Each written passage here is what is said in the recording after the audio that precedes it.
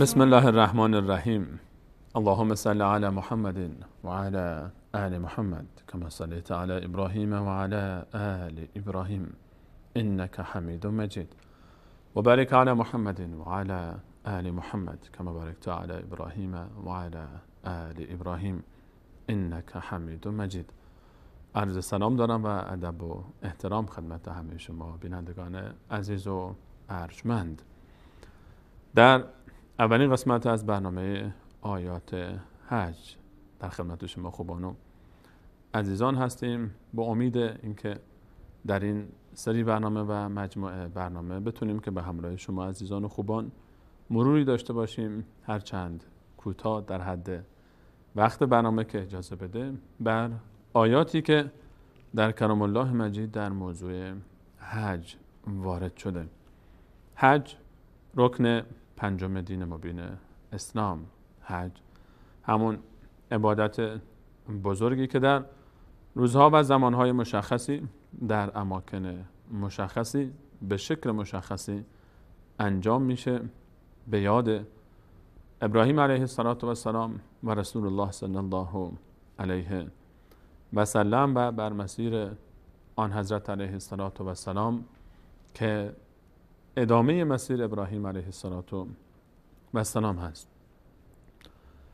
در قرآن کریم اگر بخوایم نگاهی گذرا داشته باشیم به آیاتی که در مورد حج سخن گفته شده، از اونها آیات فراوانی هستند. الان خصوص که ما سوره‌ای هم به این نام داریم که به صورت مستقیم و صراحتاً به نام حج مسماست. سوره حج، سوره نسبتاً طولانی و بزرگ، 78 آیه داره این سوره و حجمش حدود 10 صفحه است. 10 صفحه از کلام الله مجید یا نیم جزء رو خودش اختصاص داده. نیم جزء پایانی جزء 17 سوره مبارکه حج رو داریم، سوره‌ای که بعد از سوره انبیا ذکر شده و جا داره که در فرصت مناسبش درباره اون سوره و ارتباطش با این که بعد از سوره انبیا قرار گرفته و ارتباط آیات خود سوره مبارکه حج با هم و محتوای سوره مبارکه حج که درباره چه صحبت میکنه، سوره‌ای که به نام حج هست، درباره اون انشالله صحبت خواهیم کرد. اما قبل از اینکه به سوره مبارکه حج برسیم و آیاتش، آیات دیگری هست که در سوره های دیگر قرآن کریم اشاره میکنن به موضوع حج و برای بررسی آیات حج نیاز داریم که به اونها یک نگاهی بیاندازیم، با اونها رو هم بررسی کنیم. آیاتی که مرتبط به تاریخ حج، آیاتی که مرتبط به مناسک حج. ما در سوره مبارکه بقره هم آیاتی رو داریم که درباره حج صراحتاً صحبت میکنه، آیه 196 به بعد تا آیه 203 که از مهمترین آیاتی است که درباره طریقه برگزاری حج، به احکام عملی حج و اهداف حج سخن گفته میشه در اون آیات. و همچنین آیات دیگری در سوره مبارکه بقره داریم که باز مرتبط با حج، گرچه که به صورت مستقیم اسمی از حج در اون آیات گرفته نشده باشه، اما مرتبط با مکان برگزاری حج، مرتبط با تاریخ حج، مرتبط با مناسک حج. و اون آیات 124 به بعد از سوره مبارکه بقره هست که در پایان جزء اول، حدود پایانی جزء اول قرآن کریم ذکر میشه که به اون آیات هم خواهیم پرداخت. هم آیاتی که در آیات 124 به بعد تا حدود 134 5 حتی میتونیم تا آخر جزء اول حساب بکنیم این آیات رو، درباره حج به صورت غیر مستقیم صحبت میشه. و همچنین آیاتی که گفتیم از آیه 196 تا 203 از سوره مبارکه بقره با سخن میگه درباره حج به صورت مستقیم. و همچنین در سوره مبارکه حج که مسماست به این عنوان حج، که سوره حج هست، کلا نامش حج هست، در این باب هم انشاءالله صحبت خواهیم کرد. اما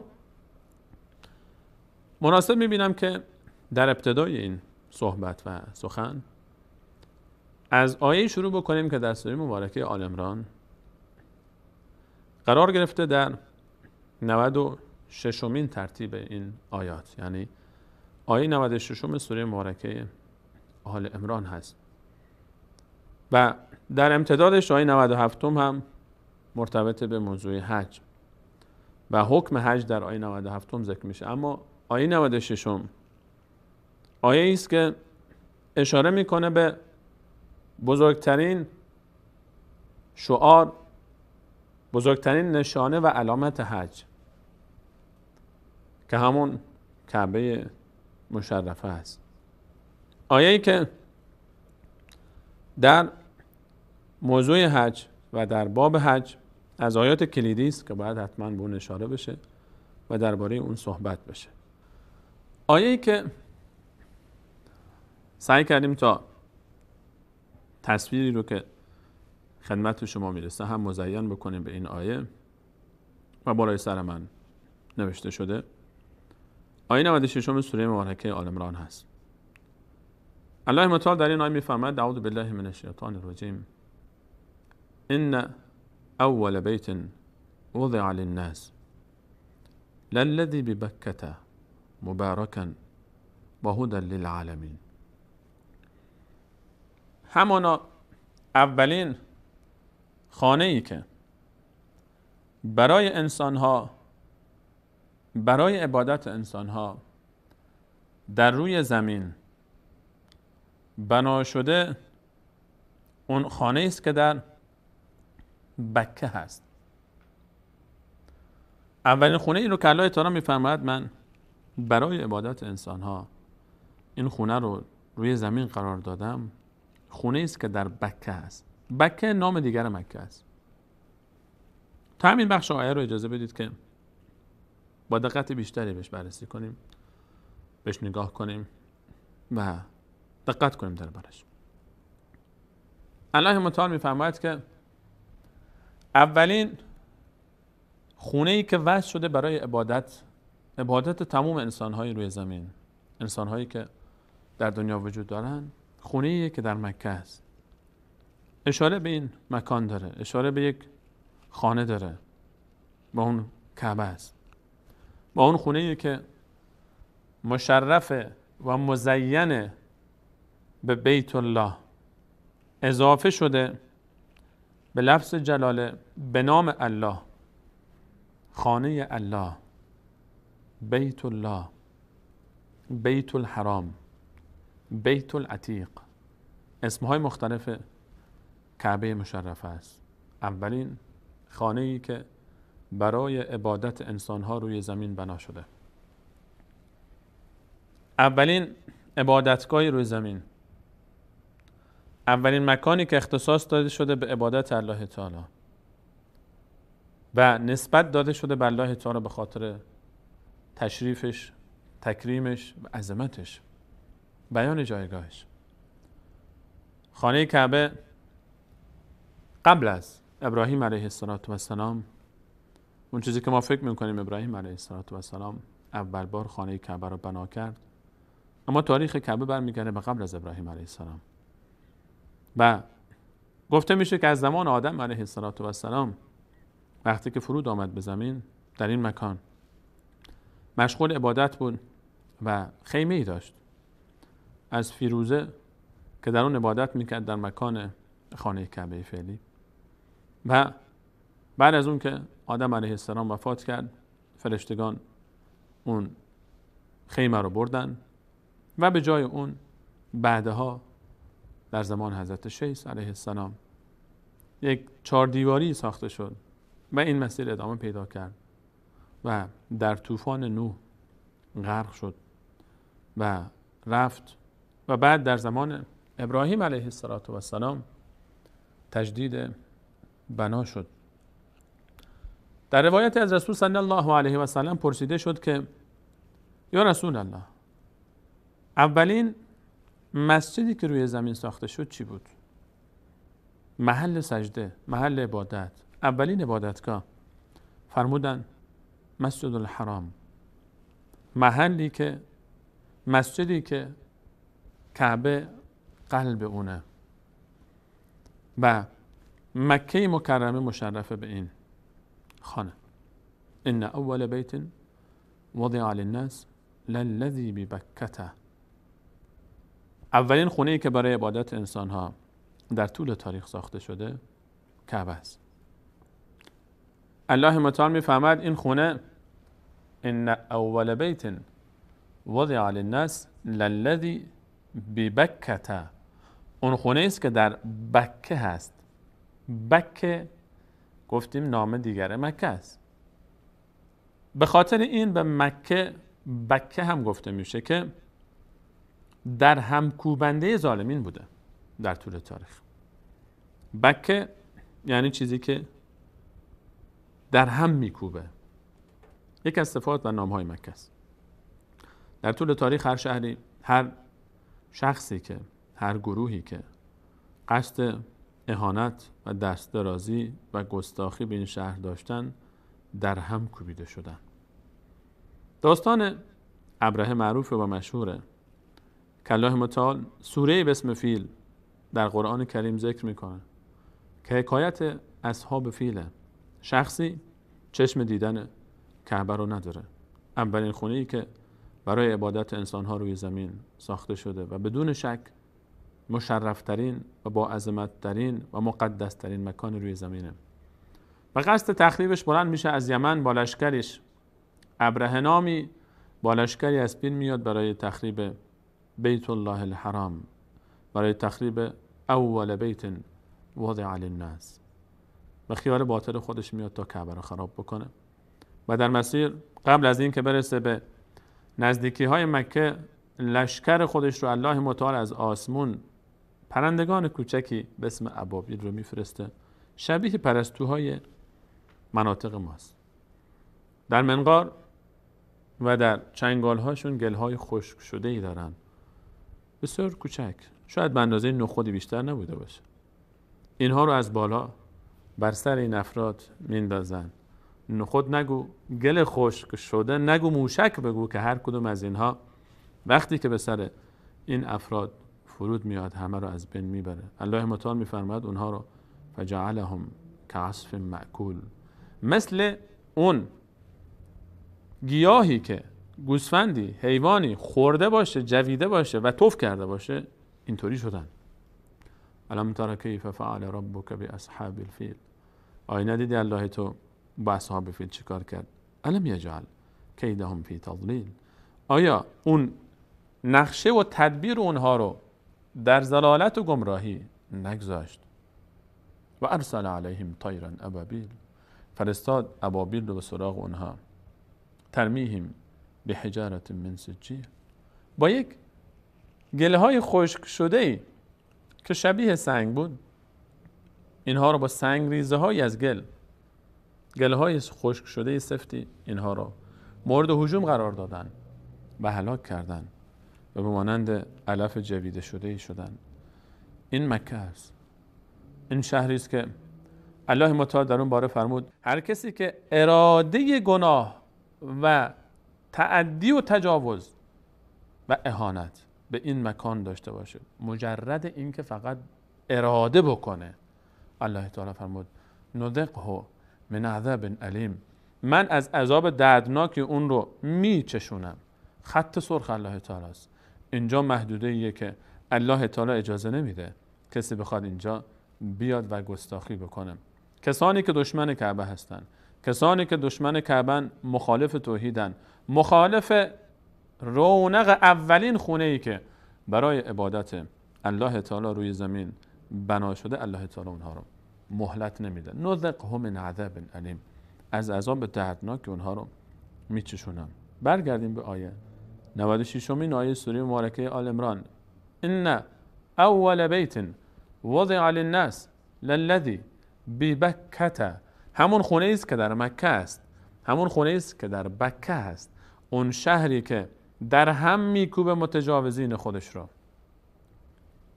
این خونه مبارکه، خونه مبارکه. ان اول بیت، این اولین خونه ای که برای عبادت انسان ها روی زمین بنا شده. ان اول بیت وضع للناس للذی ببکة مبارکا. اون خونه ای که مبارکه، برکت ها میاد. این خونه خودش مبارکه. حرمی که این خونه درش هست مبارکه. اون شهری که این خونه قلب تپنده اون شهر مبارکه. اون امتی که این خونه قبله اونه مبارکه. هر چیزی که به این خونه نسبت پیدا میکنه مبارک میشه، چون خودش مبارکه. برکت ها داره، برکت هاش سرشاره. برکت هایی که ماحول کعبه است بر هیچ کسی پوشیده نیست. آب زمزمی داره که هزاران سال روزانه هزاران لیتر ازش آب خارج میشه، چاهی که چند هزار سال هنوز خشک نشده، در حالی که چاهای دیگه شهر مکه همه خشک شدن. این برکته، این مبارکه. زمزمش شفاست. زمزمش به هر نیتی که نوشیده بشه درمان میکنه، استجابت میکنه اون نیت رو. مبارکه. طعام و طعم، به جای غذا هم میشه ازش استفاده کرد. تنها بهترین آب روی زمینه، چون کنار کعبه است، چون کنار اولین خونه ایه که الله تعالی برای عبادت انسان ها اون رو قرار داده. این خونه مبارکه. انسان که اونجا میره تبرک میگیره، دینش برکت پیدا میکنه، دنیاش برکت پیدا میکنه. در مکه ای که هیچ درختی میوه آنچنانی نمیده، گرماش، آب و هواش اصلا شاید برای رشد هیچ گیاه و میوه مناسب نباشه، بهترین میوه های عالم اونجا یافت میشه. این برکته. این برکتی که الله تعالی گذاشته برای این سرزمینش. مبارکاً و هدی للناس و هدی للعالمین. و این خانه اولین خونه است که به خاطر عبادت ساخته شده. این صفت اولش. دوم، مبارکه. خونه مبارکه، سر تا پاش برکت، همه چیش برکته. مبارکتر از خودش روی زمین نداره. خانه کعبه، خانه الله، اول بیت وضع للناس، اولین خانه‌ای که برای عبادت انسان‌ها روی زمین قرار داده شده، مبارکتر از خود مکانی در عالم نداره. این رو الله کعبه می‌فرماید. این خانه مبارک، این مکان مقدسه. چون این خانه در این شهر قرار گرفته، این شهر مقدسه. این شهر مقدس ترین مکان روی زمینه. اون مسجدی که این خونه اونجاست مقدس ترین مسجد دنیاست. هر نماز به 100,000 نماز، هر عبادت 100,000 عبادت جای دیگه حساب میشه. و حتی علما و مفسرین گفتن که صدقه در این شهر به 1 دینار معادل 100,000 دینار جای دیگه است، چون کعبه اونجاست، چون مبارک. این شهر که کعبه دلشه، که قلبش کعبه است، این شهر رو الله تعالی فرمود ولتنذر ام القرى. در آیه 92 سوره انعام فرمود این شهر ام القرى است، مادر سرزمین هاست، چون کعبه اینجاست. چون اولین خانه‌ای که برای عبادت انسان ها روی زمین ساخته شده اینجاست. اینجا کعبه است، اینجا مسجد الحرامه، اینجا حرم مکی است، اینجا مکه مکرمه است، اینجا ام القرى است. و نه تنها در روی زمین مقدسه که سقفش تا آسمان دنیا، آسمان اول، دوم، آسمان های دیگه که هستن، بر دقیقاً سقف کعبه زمین کعبه دیگه تو آسمان هاست. در سوره طور آیه 4 الله متعال از یک 4 دیواری دیگه ای سخن میگه در آسمان ها به اسم بیت معمور. قسم میخوره به اون خونه، والبیت المعمور، و قسم به اون خونه آبادی که در آسمان هاست. و رسول الله صلی الله علیه و سلم فرمود اگر اون خونه بیفته روی زمین، بر سقف کعبه شما فرود میاد. اون کعبه آسمان برای زیارت فرشتگانی که تو آسمون ها هستن. و حضرت علیه السلام فرمود روزی 70,000 فرشته برای عبادت داخلش میشن و وقتی که خارج میشن تا قیامت نوبت به اونها نمیرسه. اون بیت معموره، این بیت الله روی زمین و بیت معمور در آسمان، اینجا مکه مکرم است. اینجا اولین خانه‌ای که برای عبادت آسمان ها و برای عبادت زمینیان ساخته شده اینجاست. ان اول بیت وضع للناس للذی ببکة مبارکا و هدی للعالمین. خانه‌ای با این صفات، خانه‌ای با این عظمت، با این برکت، با این سابقه تاریخی که اولین خانه‌ایه که برای عبادت در عالم ساخته شده، اولین عبادتگاه انسان‌ها بر روی زمینه که الله متعال اینجا رو انتخاب کرده. اینجا باید باشه کعبه، اینجا باید باشه قلب زمین، اینجا باید باشه قطب عالم. اینجا کعبه است. چرا که اینجا محل هدایت عالمیانه. اینجا انسان‌ها در عالم مسیر هدایت رو پیدا میکنن. کعبه راه هدایته، مسیر هدایته، تا کسی که به سمت هدایت میره ره گم نکنه، تا بفهمه که مسیر هدایت آخرش باید به کعبه برسه، تا بفهمه که اگر طالب راه مستقیمی باید بگی اهدنا الصراط المستقیم، خدایا منو به راه راست برسون، به راه مستقیم هدایت کن، من رو برسون به اون راه. البته قبل از اینکه این آیه رو به زبان بیاری باید به سمت کعبه، به سمت مکه، به سمت این حرم رو کنی. اونجا وقتی که رو کردی به سمت کعبه دعای استقامت کن، دعای رسیدن به هدف داشته باش. اگر میخوای بفهمی که آیا به مسیر راست داری میری، به بیراهه نمیری، راهی که تو میری تو رو به ترکستان نمیرسونه، نشانیش کعبه است. ببین چقدر کعبه برات مقدسه، چقدر برات عزیزه. آیا مکان دیگری در عالم هست که اونو بر کعبه ترجیح میدی؟ آیا مکانی هست در دنیا که فکر میکنی اون عظمتش، برکتش، قداستش از مکه، از کعبه، از مسجد الحرام بیشتره؟ اگر این گونه فکر کردی ره به ترکستان بردی، گمراه شدی. چون الله تعالی فرمود که هدایت اینجاست. اگر کعبه رو به عنوان مقدسترین مکان روی زمین، مسجد الحرام رو به عنوان مقدسترین مکان روی زمین، فضیلت این مکان، برکت این مکان، قدسیت این مکان رو قبول نکردی، اون موقع دیگه تو دشمن کعبه ای، اون موقع دیگه تو خودت یک ابرهه ای، اون موقع دیگه خودت با اولین عبادتگاهی که الله تعالی به خاطر عبادتش روی زمین بنا کرده مشکل داری. اون موقع دیگه تو حج هم برات مهم نیست، عمره هم برات مهم نیست، مسجد الحرام هم دیگه برات مهم نیست. این آیه اولین آیه‌ای که در این باب من دوست داشتم صحبت رو با اینجا آغاز کنیم، چون خیلی مهمه. شناخت تاریخ حج که از کجا شروع شد. حج ماحول همین مکان میچرخه، حج ماحول این خونه میچرخه.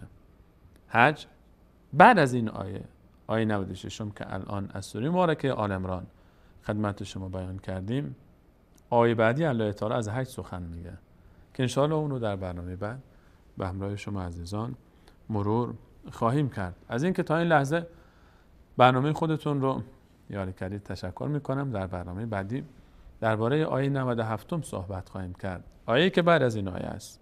الله تعالی فرمود اولین خانه‌ای که برای عبادت انسان‌ها در زمین قرار داده شده خونه‌ای که در بکه است. یعنی چی؟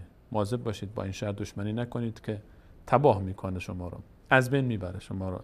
مبارک و هدایتی است برای عالمیان. آیه بعدی رو در برنامه بعد به همراه شما عزیزان مرور خواهیم کرد. الله یار و نگهدار شما.